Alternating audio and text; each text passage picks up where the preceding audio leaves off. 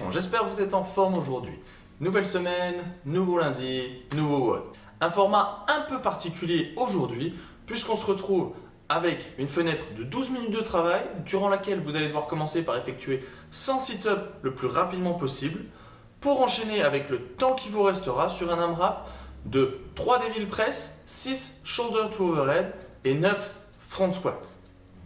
Pour les sit-ups, vous aurez du coup la possibilité de venir tout simplement réduire le nombre de répétitions en fonction de votre niveau. Partez peut-être sur 50 répétitions ou peut-être sur 75 répétitions. Les sit-ups devraient vous prendre au maximum entre 5 à 6 minutes, max. Ensuite, pour les devil press, le plus important sur les devil press, c'est de se concentrer sur garder son dos plat à la remontée du burpees. On a vite tendance à venir arrondir le dos à la remontée du burpees et à tirer son devil press avec le dos rond. On évitera, on essaiera de venir bien placer son dos plat à chaque fois. Sur les shoulder to overhead, on travaillera là encore sur du push press ou du push jerk en fonction de la charge. On essaiera donc d'être vertical sur son dip et de venir bien tendre les jambes avant de pousser avec les bras. Concernant les front squats, comme à l'habitude, poids en avant sur les épaules et on vient pousser les hanches vers l'arrière et le bas en gardant les pieds largeur des épaules. Donc tout l'intérêt de cet entraînement est de venir fatiguer votre midline, vos abdos avant de devoir enchaîner des exercices qui sont forcément sollicitants sur les abdos. Concernant l'échauffement, on attaquera gentiment sur 3 tours où vous allez venir effectuer 3 pompes chenilles, 10 air squats et 20 hollow rock. Sur les pompes chenilles, on se concentrera vraiment sur garder les abdos engagés, ne pas laisser au fur et à mesure de la marche les hanches chuter vers le sol. Pour les air squats, comme d'habitude, pied largeur des épaules, on envoie les hanches vers l'arrière et le bas. Essayez de rester bien vertical là-dessus avec les abdos bien serrés pour que ça se transfère ensuite vers le front squat. Et enfin, pour les hollow rock, il y en a 20, ça va être difficile à effectuer à chaque fois, mais ça va bien réveiller vos abdos.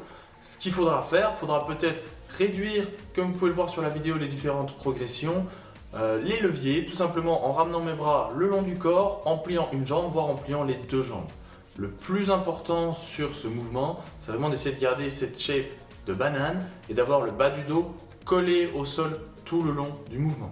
Pour l'échauffement spécifique, on commencera par venir retravailler un petit peu ce shoulder to overhead en commençant, comme on a l'habitude de le faire maintenant, dès qu'il y en a, à venir faire des dip and drive contre un mur pour vraiment venir travailler cette verticalité. On peut commencer à essayer de mettre un peu de vitesse sur ce mouvement, vu que ça fait quelques fois qu'on le fait, mais en restant collé au mur.